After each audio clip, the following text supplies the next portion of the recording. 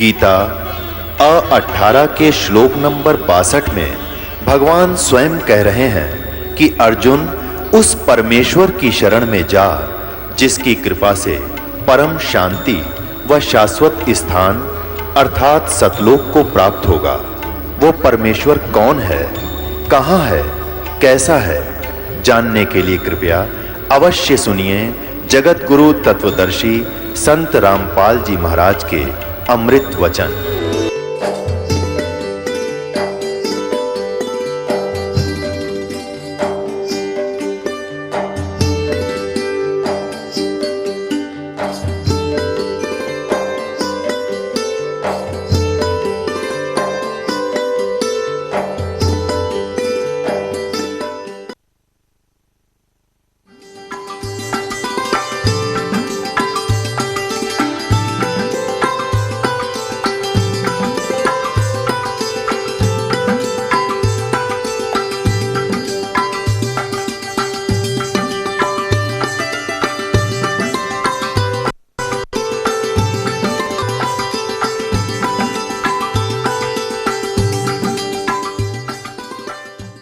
जैसा कि कल के सत्संग में पुण्यात्मा श्याम केश में सत्संग सुन रहे थे कि भगवान श्री कृष्ण और भगवान श्री रामचंद्र जी ये भगवान विष्णु के अवतार, और उनका जीवन भी कितना कष्ट में रहा, क्योंकि ये परमात्मा पाप कर्मों को नहीं काट सकते, कर्म दंड को नहीं समाप्त कर सकते, ये पाप विनाशक नहीं है, ये अंगारी नहीं है, ये बंदी छोड़ नहीं है, ये पाषाण यानी बंधनों से मुक्त करने वाले नहीं है। तीनों गुणों रजगुण ब्रह्मा, सतगुण विष्णु, तमगुण शिव जी के बारे में पवित्र गीता जी के अध्याय नंबर 7 के श्लोक नंबर 12 से लेकर 15 तक स्पष्ट प्रमाण दिया है कि तीनों गुणों की जो भक्ति करते हैं वो सफल नहीं हो सकते बल्कि असफल हो जाते हैं। और अध्याय नंबर 15 के श्लोक नंबर 2 में लिखा है कि ये उल्टा लटका हुआ संसार रूपी वृक्ष है, इसकी तीनों गुण रूपी शाखा ये नीचे यानी पृथ्वी लोक पर यह ज्ञान बोला जा रहा था, ऊपर स्वर्ग और पाताल लोक में ये व्यवस्थित है, और यही जीव को कर्मों के बंधन में बांधने की मुख्य कारण है।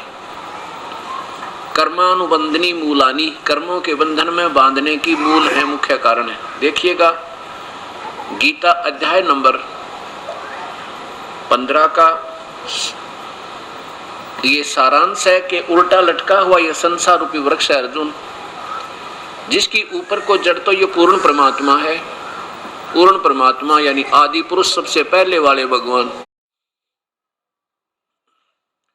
और तना उसका अक्षर पुरुष यानी परब्रह्म है, और डार उसकी एक मोटी डार उसमें से निकलती है। तना के बाद बहुत सी डारें निकलती, उनमें से एक डार समझो ये ज्योत निरंजन, ये काल अर्थात क्षर पुरुष ब्रह्म है, और ब्रह्म से फिर 3 शाखाएं निकली हैं, तीनों गुण रूपी शाखा रजगुण ब्रह्मा, सतगुण विष्णु, तमगुण शिव जी, ये शाखा है।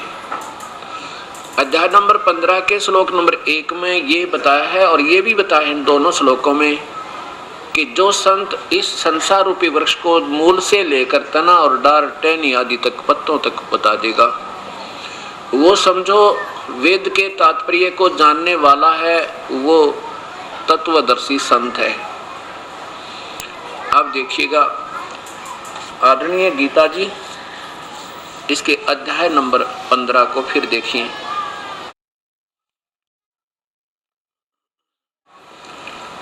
अथ पंचदशो अध्याय यानी 15वां अध्याय।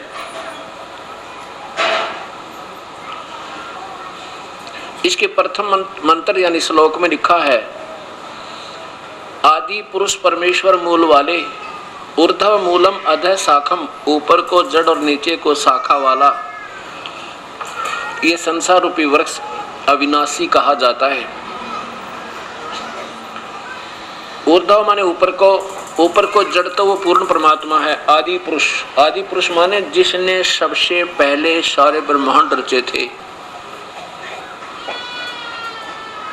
ये आदि पुरुष परमेश्वर मूल वाले, ये पूर्ण परमात्मा तो जड़ है उस संसार रूपी वृक्ष की, यानी यहीं से खुराक चलती है और यहीं सब पत्तों और टहनी और डारों को प्रवेश करती है।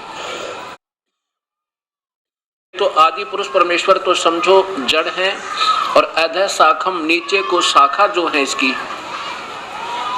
ये हिंदी इनका अनुवाद सही नहीं है। नीचे को शाखा, ये नीचे को शाखा, रजगुण ब्रह्मा, सतगुण विष्णु, तमगुण शिव जी।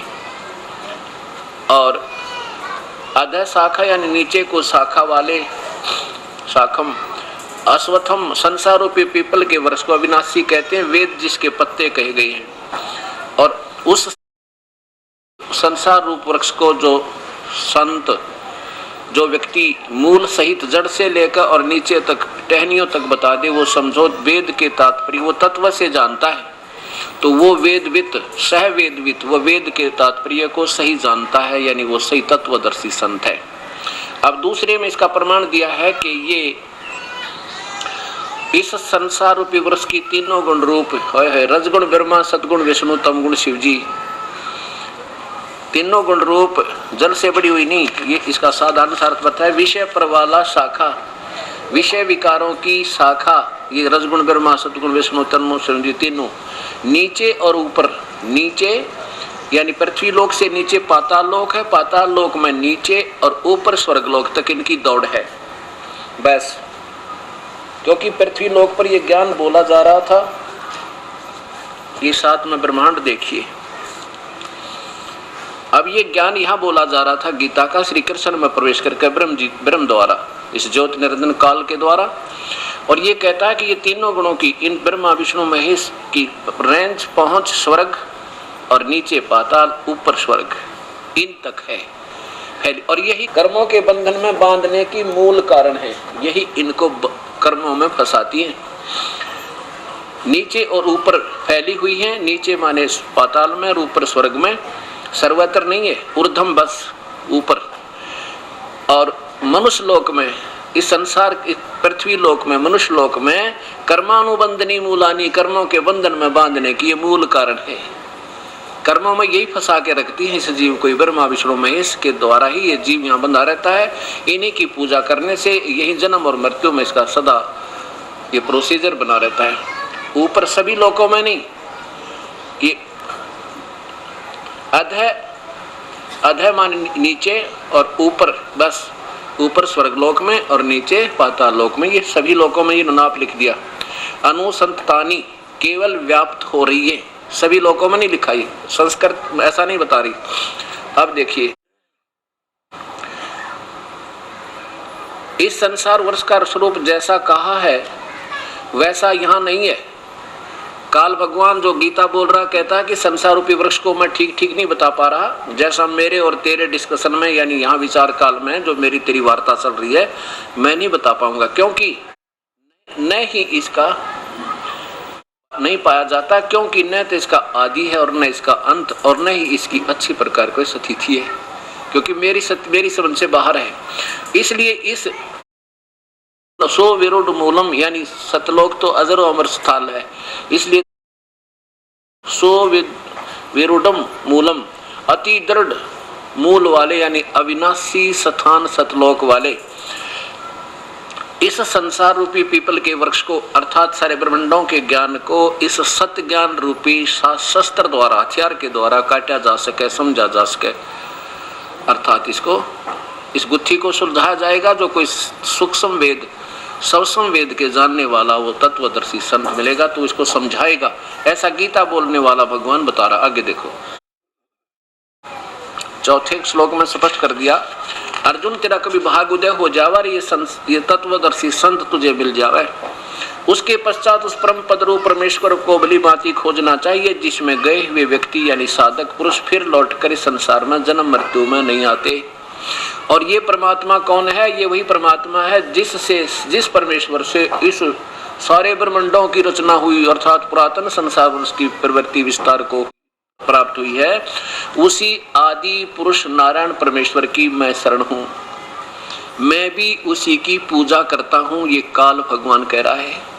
इस प्रकार दृढ़ निश्चय करके उस परमेश्वर का मनन और निधिध्यासन करना चाहिए, उसी की पूजा करनी चाहिए। अब देखो, अपनी पूजा को तो बताते अर्जुन, मेरी शरण में रहेगा तो जन्म मृत्यु तेरी और मेरी सदा बनी रहेगी।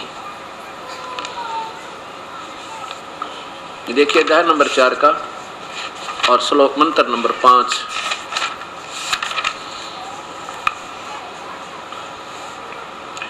हे परंतम अर्जुन, मेरे और तेरे बहुत से जन्म हो चुके हैं, उन सबको तू नहीं जानता, मैं जानता हूं, क्योंकि ये काल भी जन्म और मृत्यु के अंदर है। और चौथे अध्याय के 34वें श्लोक में कहा है कि उन तत्वदर्शी संत वेदवित जो अभी बताया आपको, उनको ढूंढ ले, उस ज्ञान को, उस परम पिता के ज्ञान को तत्वदर्शी ज्ञानियों के पास जाकर समझ, उनको भली भांति दंडवत प्रणाम करने से, उनकी सेवा करने से और कपट छोड़कर उनका सरलता पूर्वक प्रसन्न करने से परमात्म तत्व को भली भांति जानने वाले ज्ञानी महात्मा तत्व ज्ञान का उपदेश करेंगे, तुझे इस तत्व ज्ञान का उपदेश करेंगे। अब आप कहता कि मैं नहीं जानता उस परम पिता के पूर्ण ज्ञान को, वो तो वो संत हैं और मैं भी उसी के अधीन हूं, उस परम पिता के। अब ये आपने 15वें अध्याय के श्लोक सुने, और कि ये कर्मों के बंधन में बांधने की ये ब्रह्मा विष्णु महेश मुख्य कारण है। ये तो काल ने, ब्रह्म ने अपने सिर से बला टाल के और इन ब्रह्मा विष्णु महेश के ऊपर सौंप दी। और जबकि 7वें अध्याय के 12वें श्लोक में ये काल गीता बोलने वाला स्वयं कहता है कि ये जो रजगुण ब्रह्मा से और तमगुण विष्णु से जो कुछ भी हो रहा, तमगुण शिव जी से और सतगुण विष्णु से जो कुछ भी हो रहा है, यानी इनसे सतीथि उत्पत्ति और संहार जो हो रहा है, इसका निमित्त मैं ही हूँ, मैं ही इसका निमित्त हूँ। यानी इसको 1 लाख जीव काल में रोज खाने पड़ते हैं और इन तीनों से ये सब कार्य करवाता है। अध्याय नंबर 7 का मंत्र नंबर 12। और भी जो सतगुण से उत्पन्न होने वाले भाव हैं और रजगुण तथा तमोगुण से उत्पन्न होने वाले भाव हैं, उन सबको मुझसे ही होने वाले ऐसा जान, परंतु वास्तव में उनमें मैं और वे मुझ में नहीं है। अभी काल कितना सियाना है, यहाँ तो कह रहा है कि मैं जो कुछ भी रजगुण ब्रह्मा से जीवों की उत्पत्ति यानी विषय वासना प्रेरित करके और विष्णु जी से सखी थी, एक दूसरे में मोह ममता रख कर अंतिम श्वास तक रखे रहे, यहाँ से मन ना हटे, इनको कोई और सूझ जाए नहीं, केवल अपनी संतान और संपत्ति नजर आती रहे और फिर ये यहाँ से निकल ना जावे। और भगवान शिव से संहार जो हो रहा है, कहता है वो मेरे कारण ही हो रहा है, मैं करवा रहा हूं उनसे। और वहां कहता है कि कर्मों के बंधन में बांधन की ये ब्रह्मा विष्णु महेश ही मुख्य कारण है। अब फिर देखिए अध्याय नंबर 14 का 3, 4 और 5।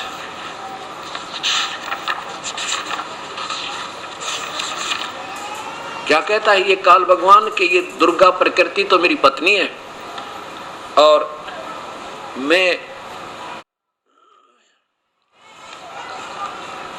हम दोनों के संयोग से सारे जीवों की उत्पत्ति होती है। अध्याय नंबर 4 का 14 का और मंत्र नंबर 3 से प्रारंभ करें। हे अर्जुन, मेरी महत ब्रह्म रूप मूल प्रकृति योनि सभी प्राणियों की योनि, भूतों की, भूत मन प्राणियों की योनि अर्थात गर्भाधान स्थान है, और मैं उस योनि में चेतन समुदाय गर्भ को स्थापन करता हूँ। उस संयोग से, उस जड़ चेतन के संयोग से सब प्राणियों की, भूतों की उत्पत्ति होती है। आचार्य में क्या कहा है, ये अर्जुन, नाना प्रकार की सभी योनियों में जितने मूर्तियां अर्थात शरीरधारी प्राणी उत्पन्न होते हैं, प्रकृति दुर्गा उन सब की गर्भ धारण करने वाली माता है, मैं बीज स्थापन करने वाला पिता हूँ। और हम दोनों के संयोग से 5वां देखो, हे अर्जुन, सतगुण, रजगुण और तमगुण ये प्रकृति से उत्पन्न, दुर्गा से उत्पन्न तीनों गुण अविनाशी जीव आत्मा को शरीर में बांधते हैं, कर्मों के बंधन में बांधते हैं। यहां भी कह दिया कि यही कर्मों के बंधन में ब्रह्मा विष्णु बांधते हैं। और आपने 15वें अध्याय के दूसरे श्लोक में देखा कि तीनों गुण रूपी शाखाएं विषय विकारों की ये जीवों को कर्मानुबंधनी मूलानी, कर्मों के बंधन में बांधने की मुख्य कारण है। यहाँ तो इनके सिर पर रख दिया। और 7वें अध्याय के 12वें श्लोक में कहता है कि जो कुछ भी हो रहा ना, ये मैं ही निमित्त हूं, लेकिन मैं इनसे बाहर रहता हूं। अब रजगुण ब्रह्मा है, सतगुण विष्णु, तमगुण शिव जी, ये फिर आपके सामने पेश किया जाएगा। तभी आपके समझ में आओगी कि वास्तव में ये तो कहानी कुछ और ही है। रजगुण ब्रह्मा है, सतगुण विष्णु है, तमगुण शिव जी, ये भी देखिएगा।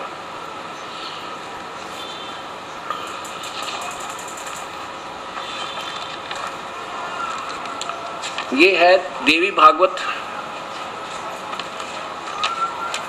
अथ देवी भागवतम सभाष्टिकम समात्यम, खेमरा श्री कृष्ण दास प्रकाशन, बंबई। इसके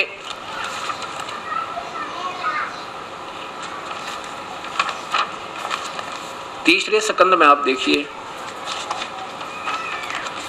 अथ श्रीमद देवी भागवते भाषा टीका युक्ते तृतीय स्कंद प्रारंभते।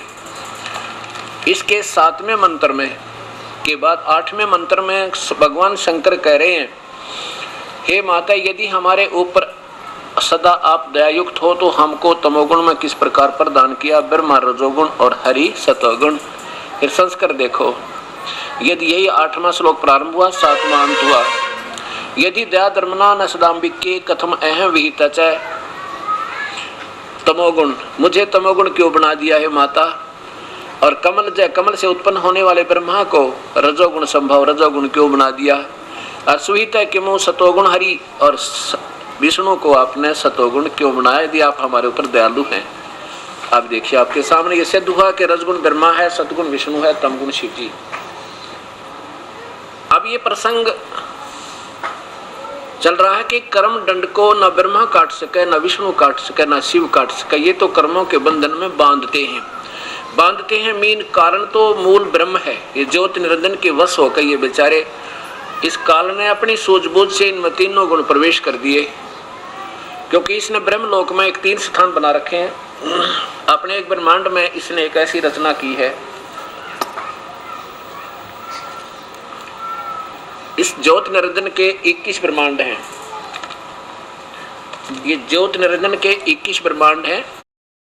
ब्रह्म कहो, ज्योत निरंजन कहो, इसको क्षर पुरुष कहो, ईश कहो।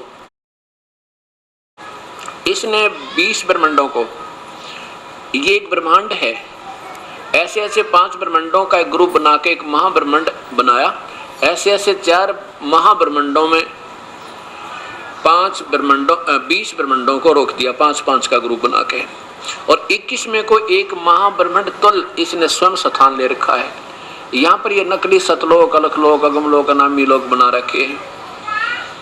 और यहाँ स्वयं 1 लाख प्राणियों के सूक्ष्म शरीर को तपतशिला पर भून के उनमें से गंध निकालता है। और इतने तड़पते हैं ये प्राणी, वहाँ पर बहुत बुरा हाल हो जाता है। फिर कर्म आधार पर अपने इन ब्रह्मांडों में भेज देता है। ये काल का जाल है। इनमें से एक ब्रह्मांड, जो ये एक ब्रह्मांड है, उसकी अब विस्तृत व्याख्या देखिए। ये एक ब्रह्मांड आपने देखा था, ये है वो सारा। इसको अंड भी कहते हैं, इसी को पिंड भी कहते हैं, इसी को ब्रह्मांड भी कहते हैं।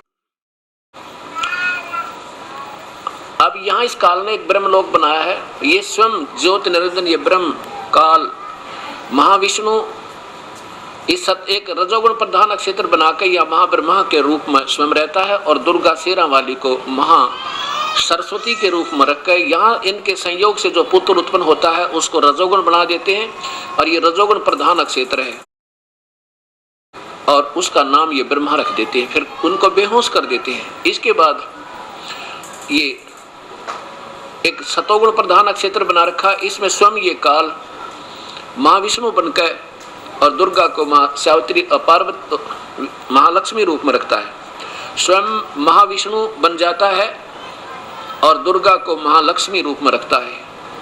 यहाँ इनके संयोग से इस सतोगुण प्रधान क्षेत्र में जो पुत्र उत्पन्न होता है उसको सतोगुण बनाकर और उसका नाम विष्णु रख देते हैं, फिर इनको बेहोश कर देते हैं। उसके बाद ये तमोगुण प्रधान अक्षेत्र है, ये स्वयं सदाशिव, ये महाशिव का रोल स्वयं ये काल करता है और पार्वती रूप में दुर्गा को रखता है। इनके संयोग से जो यहाँ पुत्र उत्पन्न होता है उसको ये तमोगुण बना देते हैं और इसका नाम शिव रख देते हैं। अब तीनों को बेहोश कर देते हैं। अब ये बेचारे इनकी ही सूझबूझ से ये गुण युक्त हो गए, अब इनका दोष कति नहीं, लेकिन अब जो गुण हो गए तो कर्म इनके ज्यों के तो ही रहेंगे, लक्षण वही रहेंगे। अब ये समझना अपन। अब गीता जी के साथ में जाए के 18वें श्लोक में ये ज्योत निरंजन काल ब्रह्म गीता बोलता हुआ कह रहा है कि तीनों गुणों की भक्ति तो मूर्ख लोग करे। रजगुण ब्रह्मा, सतगुण विष्णु, तम गुण शिव जी, अध्याय नंबर 7 के 12 से लेकर 15 तक, 20 से 23 तक स्पष्ट कर दिया।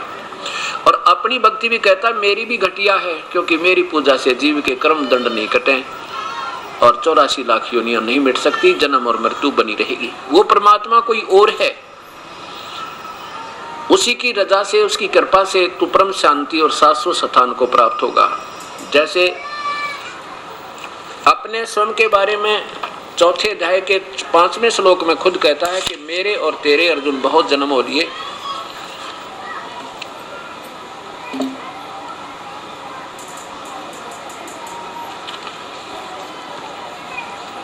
अध्याय नंबर 4 का मंत्र नंबर 5 है ये। हे परंतम अर्जुन, मेरे और तेरे बहुत से जन्म हो चुके हैं, उन सबको तू नहीं जानता, मैं जानता हूं। और साथ में ये बताता है कि दूसरे अध्याय का 12वें श्लोक में, अध्याय नंबर 2 का श्लोक नंबर 12, मंत्र आपको दिखाते हैं। उसमें ये स्वयं कहता है कि ऐसा भी नहीं है कि पहले मैं और तू सब नहीं थे। अध्याय नंबर 2 का और मंत्र नंबर 12 देखो। गीता बोलने वाला भगवान कहता है कि अर्जुन, न तो ऐसा है कि मैं किसी काल में नहीं था और तू नहीं था, अथवा ये राजा लोग नहीं थे। ऐसा भी नहीं कि इससे आगे हम सब नहीं रहेंगे, अर्थात जन्म और मृत्यु अपनी बनी रहेगी। फिर इस 27 में क्या बताते हैं, दूसरे अध्याय का 27 नंबर देखिए।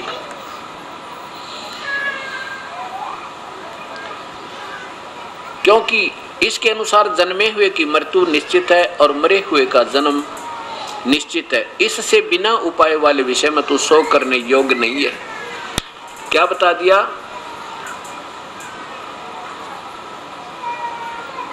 आगे फिर 28 में देखो, जो जन्म गया उसकी मृत्यु और मृत्यु होगी, जन्म जरूरी है। हे अर्जुन, संपूर्ण प्राणी जन्म से पहले प्रकट थे और मरने के बाद भी फिर दोबारा जन्म हो जाने वाले हैं।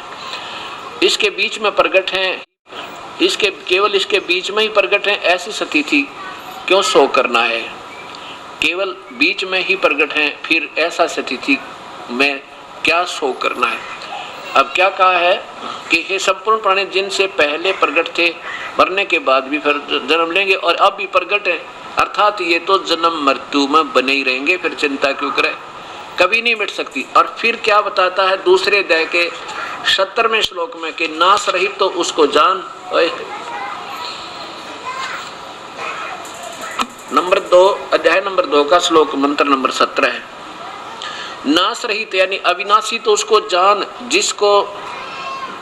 जिससे यह संपूर्ण जगत दृश्यवर्ग व्याप्त है और उस अविनाशी का विनाश करने में कोई भी समर्थ नहीं है।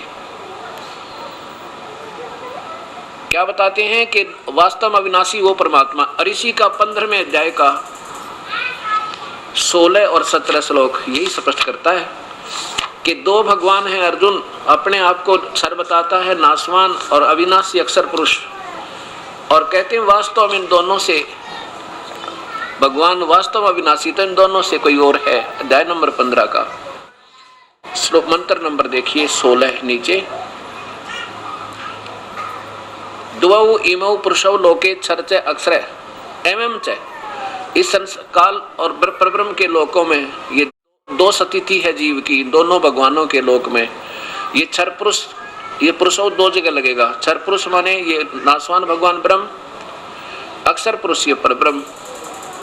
इन दोनों के लोकों में ये दोनों दो नासवान भगवान, नासवान और अविनाशी, ये दो भगवान हैं, दो प्रभु हैं। इसी प्रकार इनके शरीर, इनके लोक में जितने भी इनके अंतर्गत प्राणी आते हैं उनके जीवात्मा तो अविनाशी ही रहती है, और सुख ये स्थूल शरीर में चाहे देव हो चाहे महादेव, ये स्वयं भी नासवान है, ऐसा कहते हैं। आगे देखो,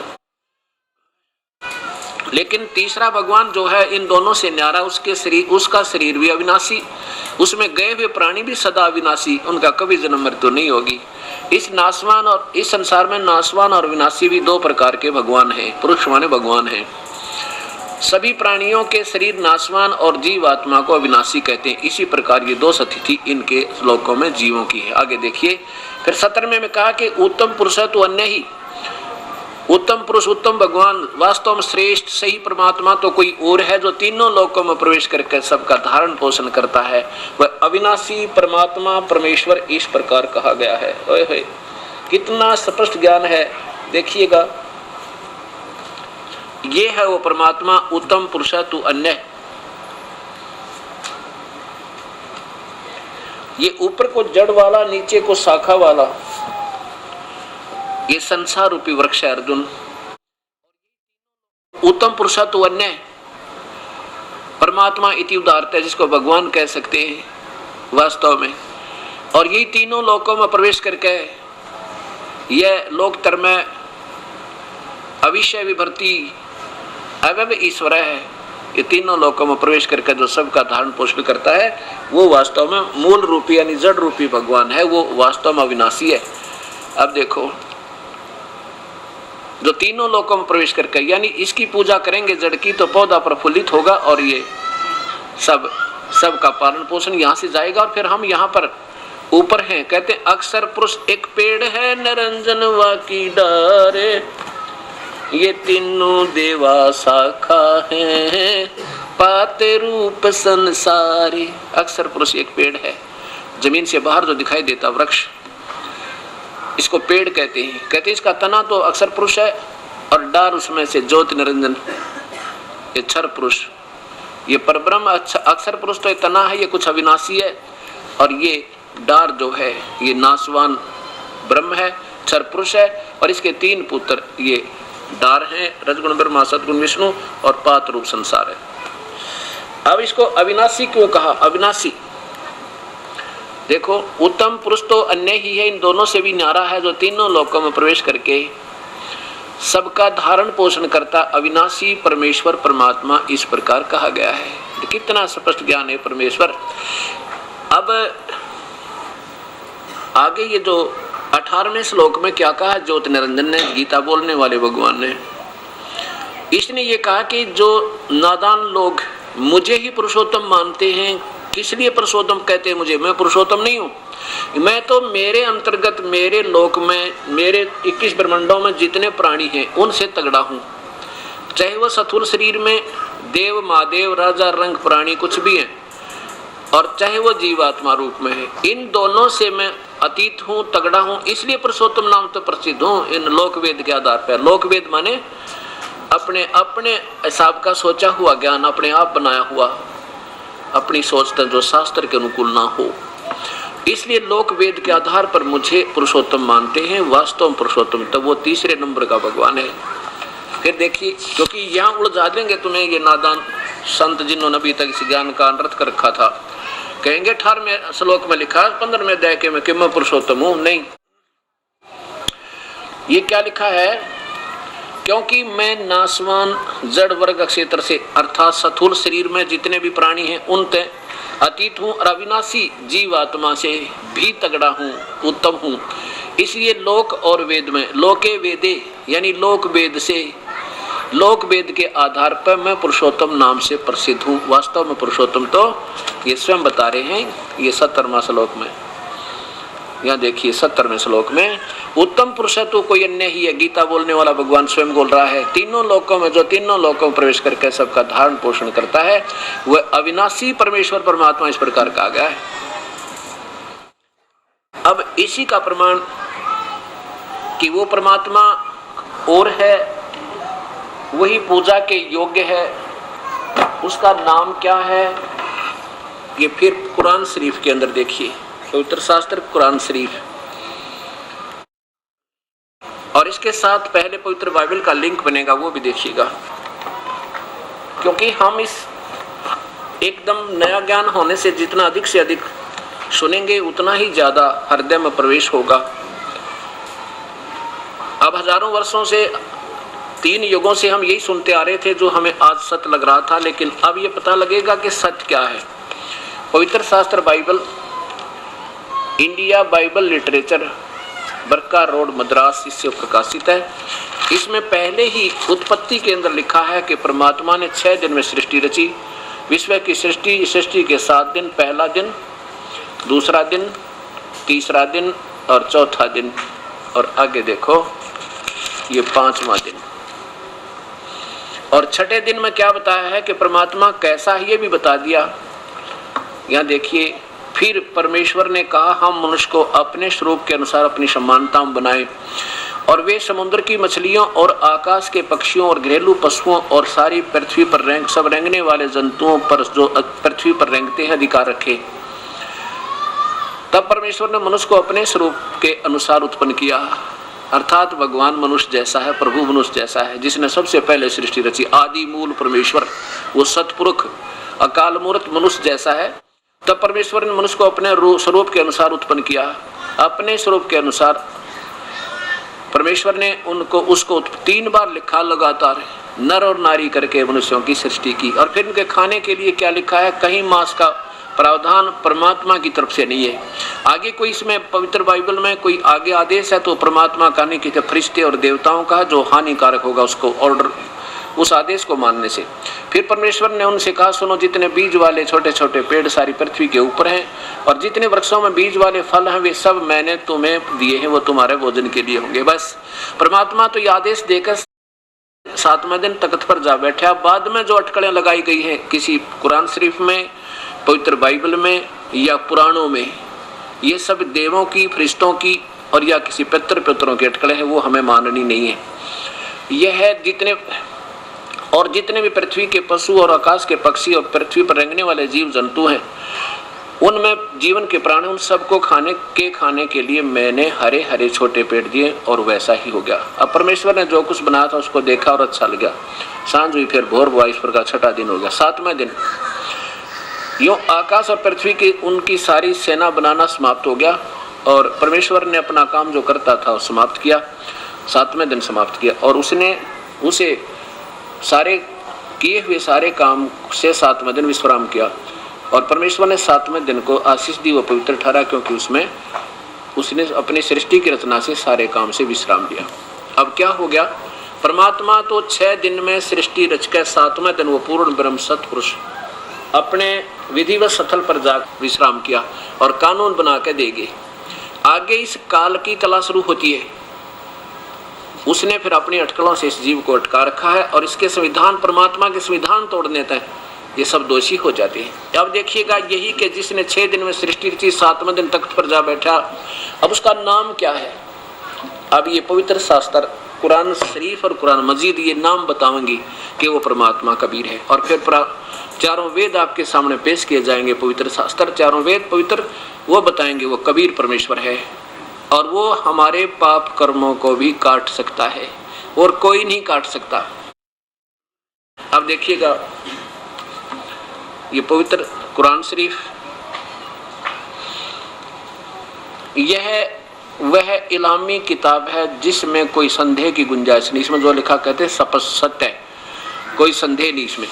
कुरान शरीफ कहाँ से छपी है, शेरवानी संस्करण, प्रकाशक लखनऊ किताबघर, मौसम बाग, सीतापुर रोड, लखनऊ। और अंदर भी देखिए इसका प्रकाशन, लखनऊ किताबघर, मौसम बाग, सीतापुर रोड, लखनऊ। इसमें सूरत फुरकानी नंबर 25 में ये स्पष्ट किया है कि वो परमात्मा कबीर है, जिसने 6 दिन में सृष्टि रची और 7वें दिन तख्त पर जा बैठा। है उसका नाम कबीर है। कुरान शरीफ सूरत फुरकानी 25, ये पूरा का पूरा प्रश्न, इस पवित्र शास्त्र का पूरा प्रश्न ज्यों का त्यों है। इसको फिर देवनागरी लिपि में देवनागरी लिपि में भी ज्यों की त्यों अरबी को भी लिखा है, और फिर इनका अनुवाद भी हिंदी में देवनागरी में किया है। बहुत अच्छी मेहनत की है इस लेखक ने। इसमें लिखा है 52वीं आयत में लिखा है कि फला तुतियल काफिरिन वजाहिदुम बिही जिहादन कबीरन। ये कबीर शब्द है, कबीर, पूर्ण परमात्मा कबीर।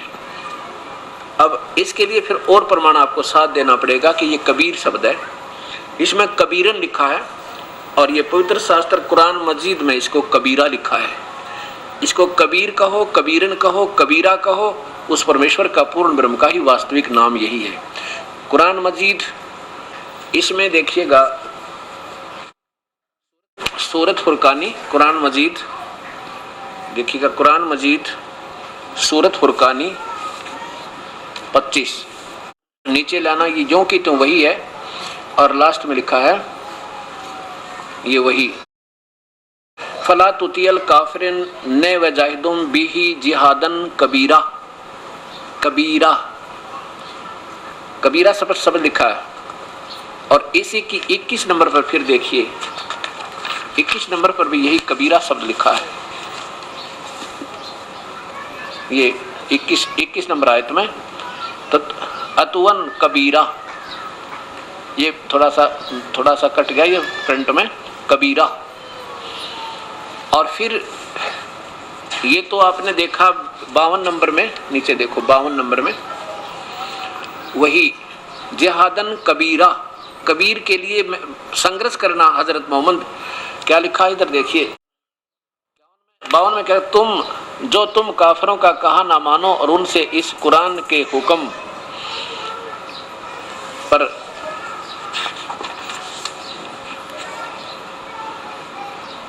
के मुताबिक बड़े जोर से लड़ो नहीं। इन्होंने कबीर का शब्द बड़ा कर दिया, कब वो लिखना था लड़ो नहीं, संघर्ष करो। जिहाद माने संघर्ष होता है। अभी दिखाता हूं। अच्छा, आगे इसमें 58 और 59 आयत में, 68 और ये देखो 68 और ना 58 और 59, 58 नंबर आयत में लिखा है इबादही खबीरा, ये कबीरा ही है। इबादही माने पूजा के योग्य, इबादत माने पूजा, इबादही माने पूजा के योग्य, खबीरा यानी वो कबीर परमेश्वर है। और फस अल बिही खबीरा, ये कबीरा है। अच्छा, अब ये जो भी है इसका हमने सिर्फ एक सारांश देखना है। फिर देखिए ये कुरान शरीफ और सूरत फुरकानी 25 के आयत नंबर फिर देखो 52 में, ये कबीरन, इन्होंने कबीरन लिखा, उसमें कबीरा लिखा, एक ही बात है। कबीरन कहो चाहे कबीरा कहो।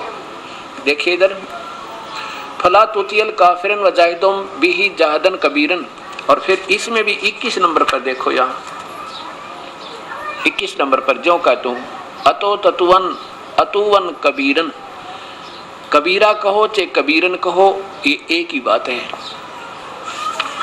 इसमें वास्तविक क्या बनता है, जैसे ये कबीरन शब्द है 52 नंबर में, इसका अर्थ क्या दिया इन महापुरुष ने, ए पैगंबर तू काफिरों का कहा न मानना। देखो कुरान शरीफ बोलने वाला अल्लाह कोई और है, जो हजरत मोहम्मद में प्रवेश करके या किसी अन्य पुजारी में प्रवेश करके बोल रहा है, या आकाशवाणी करके कह रहा है, और कह रहा है वो अल्लाह जिसको हजरत मोहम्मद अपना खुदा माने, वो किसी और के बारे में कह रहा है कि हजरत मोहम्मद इस कुरान की अंदर जो हम तुम्हें इंस्ट्रक्शन दे रहे हैं, जो हिदायत दे रहे हैं, इनको ऊपर पूरा विश्वास करना। और काफिर लोग हैं वो नहीं मानेंगे कि कबीर परमात्मा है, इस बात के लिए तो उनसे संघर्ष करना, कबीर के लिए, उस कबीर परमेश्वर के लिए, कबीरा परमेश्वर के लिए संघर्ष करना, उनकी बात तो मत आना। और ये वही है, कौन है जिसने सारी सृष्टि रची, जिसने वो 6 जन्म में सृष्टि रची और 7वें दिन तख्त पर जा बैठा। देखिए अब यहां देखो 52-53 नंबर पे, ये नीचे आप देख रहे थे कि ए पैगंबर तू काफिरों का कहा न मानना, और इस कुरान की दलीलों से, यानी मैं जो कह रहा हूं इसके ऊपर भी पूरा विश्वास करके उस कबीर के लिए संघर्ष करो। बस बड़े इन्होंने बड़ा शब्द कर दिया, अर्थ कर दिया कबीर का बड़ा। उन्होंने कहा कि कबीर के लिए जोर शोर से यानी संघर्ष करो, उनके साथ जोर शोर से संघर्ष करो, उनका मुकाबला करो, उनकी बातों में मत आना, लड़ना नहीं, ऐसा भगवान आदेश लड़ने का नहीं दे रहे। आगे देखो, ये खबीरा 58 में खबीरा, 59 में खबीरन। अभी कुरान मजीद में आपने देखा था वो ये खबीरा और ये खबीरा, दोनों खबीरा ही लिखे थे, लेकिन ये कबीरा है, कबीर है इनका अर्थ, और इनका अर्थ भी इन्होंने बढ़ाई किया है। और वही है वो कबीर जिसने दो दरियाओं को मिला चलाया, एक मीठा और कड़वा पानी, प्यास बुझाने वाला कड़वा, और दोनों में एक मजबूत और आड़ बना दी। आगे देखो, ए पैगंबर, वो हजरत मोहम्मद का खुदा बोल रहा है, ए हजरत मोहम्मद पैगंबर, हमने तुमको खुशखबरी सुनाने और सिर्फ अजाब से डराने के लिए भेजा है। इन लोगों से कहो कि मैं तुमसे उस अल्लाह के हुक्म की कोई मजदूरी नहीं मांगता, हाँ जो अपने परवरदिगार तक पहुंचने की राह इख्तियार कर ले। और ए पैगंबर, उस जिंदा पे, जिंदा माने जो तुझे जिंदा रूप में मिला। कबीर साहब एक जिंदा महात्मा का रूप बना के इस प्यारी आत्मा हजरत मोहम्मद से मिले थे, लेकिन अपना सतलोक भी दिखाया था इनको ले जा करके, जबराइल ले गया था, उसके बाद की बात है। लेकिन वो तब तक इतने डर चुके थे जबराइल के उस बदतमीजी तय, लेकिन इस प्यारी आत्मा ने सतलोक रहना मंजूर नहीं किया। और फिर कह भी रहा वो साफ, क्योंकि ये अपने कागज पूरे रखा और काम सारे उल्ट करावे, ज्योति निरंजन ये काल भगवान। ए पैगंबर, उस जिंदा, उस ये चैतन्य शब्द गलत कर दिया, उस जिंदा पर, जिंदा महात्मा पर भरोसा रख जो कभी मरने वाला नहीं है, वो अविनाशी है, वो उसका कोई विनाश नहीं कर सकता। और तारीफ के साथ उसकी पाकी बयान करते रहो, वो अपने बंदों के गुनाहों से, अपने बंदों के पाप कर्मों को समाप्त कर देता है, वो काफी यहाँ बड़ा शब्द कर दिया, ये लिखना था वो कबीर परमेश्वर अपने बंदों, ये काफी कर दिया, उस बड़े कबीर का अर्थ काफी कर दिया नहीं, वो कबीर परमात्मा अपने बंदों के गुनाहों को समाप्त कर देता है, वो बिल्कुल खत्म कर देता है। और 59 में क्या कहा कि ये वही है जिसने आसमान और जमीन और जो कुछ उनके बीच में सारे ब्रह्मांडों को सबको 6 दिन में पैदा किया, फिर तख्त पर जा विराजा, जा बैठा तो आकार में। और वो अल्लाह कबीर है, अल्लाह अकबर है, वो अल्लाह कबीर है, बड़ा कर दिया अर्थ इन्होंने, वो अल्लाह कबीर है, वो अल्लाह बड़ा, वो अल्लाह कबीर है, वो रहमान है। और उसकी खबर किसी बाखबर यानी किसी तत्वदर्शी संत से, इल्म वाले से पूछ। देखो अब कुरान शरीफ को बोलने वाला स्पष्ट कह रहा है वो अल्लाह, वो खुदा, चाहे वो गुप्त रूप में हजरत मोहम्मद में प्रवेश करके काल बोलता है।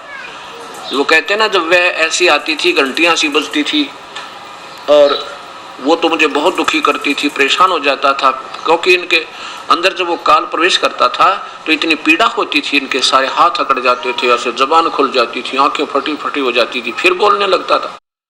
तो वो काल स्वयं भी बोलता आकर के अंदर, और फरिश्तों के द्वारा भी भेज देता है। ऐसे कुरान शरीफ जब जब वो काल आया, उसके फरिश्ते आए, तो उनके जो लेख थे वो संग्रह कर लिए, उसका एक पवित्र शास्त्र बना दिया। ऐसे ही आज वर्तमान में एक ब्रह्मा कुमारी पंथ चल रहा, जिसमें इन किसी ब्रह्मा या कुमारी लड़की में एक ऊपर एक प्रेत आत्मा प्रवेश कर जाती है, एक लेखराज शर्मा की, और उसको प्रजापिता बनावे, और वो कहते हैं सदाशिव, ये काल ने वो सर्वशक्तिमान बताते हैं, कहते हैं बस आकार तो है नहीं, केवल ज्योति बिंदु, और वो जो कुछ भी बोल रहे हैं उसको लिखा जा रहा है, वो एक शास्त्र बना लेंगे, एक मजहब का रूप धारण कर लेगा, जो काल तक का ही होगा, और जन्म मृत्यु कभी समाप्त नहीं हो सकती। ऐसे देखिए जो ही ये ऐसे इन कुरान उतरी हैं, जैसे आजकल ब्रह्मा कुमारी वालों के ऊपर ये काल फिर वही जाल फैला रहा है। ये कुरान शरीफ इसके भूमिका में लिखा है कि ये किस प्रकार कुरान शरीफ लिखी गई, कैसे कलेक्ट की गई, कैसे संग्रह हुआ इसका। कुरान मजीद के उतरने, मजीद और शरीफ दोनों एक ही प्रकार हैं। कुरान मजीद के उतरने और संग्रह संकलन के हालात देखिए। कुरान मजीद एक पवित्र किताब है जो अंतिम नबी हजरत मोहम्मद सल्लल्लाहु पर उतारी गई। यह अरश कुर्सी के मालिक का कलाम है, और उसने स्वयं एक बरगुजीदा पैगंबर और मुकर्रब सबसे ज्यादा लोकप्रिय बंदे पर नाजिल किया। किस पर? हजरत मोहम्मद जी पे। इस्लाम का आधार इसी आसमानी फरमान संदेश पर है, जिसने अनुपालन किया है वह इस्लाम के दायरे में दाखिल हुआ है, और उस जिसने जरा भी अवज्ञा की है तो वो इस पाकीज़ा जमात इस्लाम से अलग हो गया और अल्लाह के बागियों में शामिल हुआ। जब नबी ए करीम सल्लल्लाहु की उम्र, हज़रत मोहम्मद जी की उम्र 40 साल की हुई तो उस समय आपको नबूवत प्रदान की गई और रिसालत का ताज आपके सर पर रखा गया। इसी जमाने से कुरान के उतरने की शुरुआत हुई। यदा कदा यथा, जरूरत के अवसर पर थोड़ा थोड़ा 23 साल तक नाजिल होता रहा। 23 वर्ष तक ये उतरती रही, क्योंकि 63 साल की उम्र में हजरत मोहम्मद की मृत्यु बताई है और 40 साल की उम्र में इनको ये प्राप्त हुई, ये उतरने लगी। तो सारा जो कुछ भी आते रहे ये अंदर से देवते या कभी काल बोलता रहा, लिखते रहे, होता रहा। अगली किताबों की तरह पूरा का पूरा एक ही बार नहीं उतरा। हजरत मूसा अलैहि पर तौरात, हजरत ईसा पर इंजिल और हजरत दाऊद पर जबूर, ये सब किताबें तो एक ही बार में उतारी गई थी और सौभाग्य से ये सब किताबें रमजान के महीने में उतरी। इन पर तो एक ही बार उतरी, लेकिन हजरत मोहम्मद पर 23 साल तक लगातार आते रहे, लिखते रहे, बोलते रहे, लिखते रहे। कभी काल आ जाता ये ब्रह्म और कभी इसके देवते फरिश्ते आ जाते। यही सही यह है कि आप हजरत मोहम्मद की नबूवत के बाद रमजान के सबे कदर में पूरा कुरान मजीद लोहे महफूज अल्लाह के पास से उस आसमान पर जिसे हम देख रहे हैं अल्लाह के हुक्म से उतारा गया। और इसके बाद हजरत जबरील इलाही को जिस समय जिस कदर हुक्म हुआ, उन्होंने पवित्र कलमा को बिल्कुल वैसा ही बिना किसी परिवर्तन के, कमी बेसी के नबी सल्लल्लाहु तक पहुंचाया। अब देखो, अब क्या बताया है इसमें कि ऊपर कोई भगवान है ऊपर, और वो दिखता नहीं, हम नहीं देख सकते उसको, क्योंकि उसको अव्यक्त माना है। और वो आदेश देता था जबरील को कि जा ये फरमान लेकर जा, हजरत मोहम्मद को ये बता के इसको ऐसे करे, ऐसे वजू करे, ऐसे इनकी नमाज करे। तो वो आकर के जो का त्यों जो उसका आदेश था ज्योति निरंजन का, वो ही आकर बता देता, कोई फेरबदल नहीं करता था। और कई बार ऐसा होता था कि वो काल स्वयं भी आकर उसमें प्रवेश कर जाता, कई बार तो देवता फरिश्ते सामने आ जाते, और कई बार वो काल स्वयं प्रवेश करके भूत की तरह, प्रेत की तरह, और बड़ा तंग कर होते। पहले घंटियां सी बजती ऐसे ऐसे, फिर उनका शरीर कंपने लग जाता सारा ऐसे ऐसे, जैसे प्रेत आते हैं किसी में। आप देखो यहाँ पर सैकड़ों की संख्या में क्या हालत होया करती प्राणियों की, वो स्वस्थ हो गए। अब उनमें कुछ नहीं आता, जो परम पिता के सामने ये नहीं आ सकते। तो इनके अंदर ये काल आता था, और काल आकर के फिर जो बोलता उसको लिख लिया जाता था। अब देखिए इसके बाद कि उस ऊपर के अल्लाह का हुक्म लेकर, यानी ज्योति निरंजन काल का ये फरिश्ता जबरील आता था और जो का तो सुनाता था, उसमें कोई फेरबदल नहीं करता था। जैसे अभी सुना था कि हमने तुझे डराने के लिए भेजा था और तुम अपने पाकी के साथ उस परम पिता परमेश्वर कबीर की महिमा पाकी बयान करते रहो। और ये वही है जो 6 दिन में सृष्टि से 7वें दिन तक प्रजा विराजा। ये उस ज्योति निरंजन अल्लाह अव्यक्त का आदेश है, जिसको हजरत मोहम्मद अपना खुदा मानते थे। और वो कह रहा कि वो परमात्मा कोई और है, उसका नाम कबीर है, वही जिसने 6 दिन में सृष्टि 7वें दिन तख्त पर जा विराजा। और उसके बारे में ये जो कुरान शरीफ बोलने वाला अल्लाह कह रहा मैं नहीं जानता, उसकी खबर तो किसी बाखबर से पूछ देखो, वो बताओगा, यानी तत्वदर्शी संत। ऐसे पवित्र गीता जी जो का तो। अब देखिए ऐसे पवित्र वेद, चारों वेद, और फिर देखिए ये कुरान मजीद जो अभी इसके आगे और पढ़ाते हैं आपको। ये था कि उस फरिश्ता, इसके बाद हजरत जबरील अल्लाह जो जिस समय इस कदर हुक्म हुआ, उन्होंने पवित्र कलमा को बिल्कुल वैसा ही बिना किसी परिवर्तन या कमी बेसी से नबी सल्लल्लाहु तक पहुंचा दिया। उस काल का आदेश जो का त्यों एज इट इज जो उसने बोला यूं लेकर आ गया, बस जैसे कुरान शरीफ में बोला है। कभी तो आयतें, कभी 2 आयतें, कभी 3 आयतें, कभी 1 आयत, तो कभी कभी 10-10 आयतें भी, और कभी पूरी सूरत की सूरत, यानी पूरा अध्याय का अध्याय। इसी को शरीयत में वह कहते हैं, ये वह कहलाती है। उलमा विद्वानों ने वह के विभिन्न तरीके बताए हैं, हदीसों से पेश किए हैं। क्या? फरिश्ता वह लेकर आए, फरिश्ता स्वयं लेकर आए वह, और या फिर एक आवाज घंटी जैसी मालूम हो।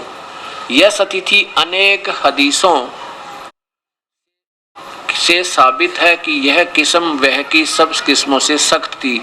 बहुत कष्ट नबी सल्लल्लाहु यानी अल्लाह को सल्लल्लाहु हज़रत मोहम्मद जी को होता था। जब ये घंटी सी बात, एक तो फरिश्ता वह लेकर आए और एक आवाज घंटी जैसी मालूम, ये दो प्रकार से आते थे।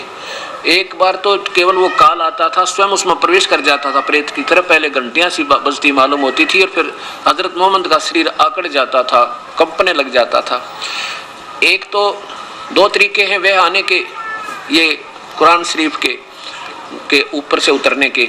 एक तो फरिश्ता वह लेकर आया, जैसे जबरील लेकर आया, जबरदस्ती दबोच कर, डरा कर, धमका कर, दम घुटने हो गया, डरा धमका कर वो किताब पढ़ा दी, काल तक की महिमा बता दी। और एक आवाज घंटी जैसी मालूम हो, यह स्थिति, ये घंटी वाली जो स्थिति है, ये स्थिति अनेक हदीसों से साबित है कि यह किस्म वह की सभी किस्मों में सकती, बहुत कष्ट नबी सल्लल्लाहु को होता था जब ये काल प्रवेश हुआ था। यहाँ तक कि आपने फरमाया कि जब ऐसी वह यानी घंटी सी बाज के कोई अंदर प्रवेश करता था तो मैं समझता था कि अब जान निकल गई जाएगी। परमात्मा फरिश्ता दिल में कोई बात डाल दे, जैसे हजरत मोहम्मद को ले जा करके उसमें उसकी थाली उलेट दी थी। फरिश्ता आदमी के रूप में आकर बातें करे, यह किस्म बहुत आसान थी, इसमें कष्ट नहीं होता था। हालांकि उसको डराया, धमका, पकड़ कर दबोचा, इसको तो कहती है तो कोई खास दर्द नहीं था। अल्लाह ताला जागते में नबी सल्लल्लाहु के कलाम फरमाए, ऐसा भी सबे मिराज की रात में है। यानी अल्लाह ताला वो खुद काल बोल रहा है, जागते में भी उसको आवाज दे दे। अल्लाह ताला सपने की हालत में कलाम पढ़ाए, यह किस्म भी इस सही हदीसों में साबित है। फरिश्ता सपने की हालत में आकर कलाम करे, मगर अंतिम की दो किस्मों से कुरान मजीद खाली है। पूरा कुरान जागने की स्थिति में नाजिल हुआ है। अगरचे चुक उलमा ने सुर ये तो नाम दिया है अपने हिसाब से, कहते हैं वास्तविकता ये है कि कुरान शरीफ और कुरान मजीद जितने भी हजरत मोहम्मद के पास जो आई हैं, इनमें ये विशेष दो कारण रही। या तो कोई फरिश्ता आ जावे वो लिखवा दे उसको डरा धमका के, और या फिर वो काल स्वयं प्रवेश करके, जब वो प्रवेश करता था तो उसका सारा शरीर जकड़ जाता था, बुरा हाल हो जाता था, और फिर अंदर बैठ कर बोलता था उस प्यारी आत्मा हजरत मोहम्मद में। इस काल ने ऐसे सबको गुमराह किया हुआ है। ये प्यारी आत्मा थी, पिछले जन्म के ऋषि थे, इनमें पिछले संस्कार बहुत अच्छे थे, आगे भक्ति सही बनी नहीं क्योंकि वो शास्त्र साधना काल तक, ब्रह्म तक, अव्यक्त तक रही। इस प्रकार तो इसमें क्या लिखा है, कुरान शरीफ में लिखा है कि वो कबीर परमेश्वर है, वही जिसने 6 दिन में सृष्टि 7वें दिन तख्त पर जा बैठा, और वो अपने बंदों के गुनाहों को काट सकता है, पाप कर्मों का विनाश कर सकता है। वो वास्तव में अविनाशी है, और उसकी खबर किसी बाखबर से पूछ देखो। यानी वो अल्लाह ताला, जिसको अल्लाह ताला बोलते हैं हजरत मोहम्मद, वो कहता है वो कोई और परमात्मा है और मैं नहीं जानता उसके बारे में। इति सिद्धम के चारों पवित्र धर्मों के पवित्र शास्त्र यही बताना चाहते हैं कि और परमात्मा है जो वास्तव में पूजा के योग्य है, उसका नाम कबीर है। अब आपने देखा पवित्र शास्त्र गीता जी में, क्योंकि चारों वेदों का सार गीता जी है, कि वो परमात्मा कोई और है और उसकी खबर किसी बाखबर से पूछो, वो कभी मरने वाला नहीं है। एक भक्त ने दास से प्रश्न किया कि मैं सत्यार्थ प्रकाश पर बहुत विश्वास करता हूं। उसमें तो महर्षि दानंद जी ने कहा है कि किसी ने प्रश्न किया कि क्या परमात्मा स्तुति करने वाले की, प्रार्थना करने वाले के पाप कर्मों को काट सकता है, समाप्त कर सकता है? उत्तर दिया महर्षि जी ने कि नहीं, वो नहीं काट सकता, पाप कर्म तो कट ही नहीं सकते। अगर ऐसा करे तो भगवान कहते हैं फिर तो अन्याय हो जावे, वो न्याय नहीं रहे उसका, फिर सब दुराचारी हो जावे। लोग सोचेंगे फिर तो कि ठीक है अब कितने पाप कर लें, भगवान से प्रार्थना करके कटवा लेंगे। तो इसलिए भगवान अल्लाह यानी परमात्मा का कहीं ऐसा नहीं लिखा किसी वेद या शास्त्र में कि वो पाप काट सके। और आपको 20 प्रमाण दिखाऊंगा वेदों में कि वो परमात्मा पाप काट सके, उसका नाम कबीर है। अब देखिएगा, सत्यार्थ प्रकाश आदरणीय श्री महर्षि दयानंद जी स्वामी विरचित, श्री महर्षि दयानंद सरस्वती स्वामी विरचित। कहां से? वैदिक पुस्तकालय दयानंद आश्रम केसरगंज अजमेर तक। यहाँ फिर देखिए इधर से सत्यार्थ प्रकाश है, महर्षि दयानंद सरस्वती स्वामी विरचित है, वैदिक पुस्तकालय दयानंद आश्रम केसरगंज अजमेर तक। अब इसके 9वें समोल्लास में किसी ने प्रश्न किया, 190 पृष्ठ पे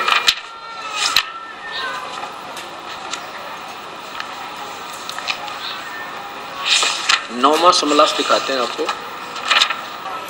ये सप्तम समोल्लास है। 7वें समोल्लास में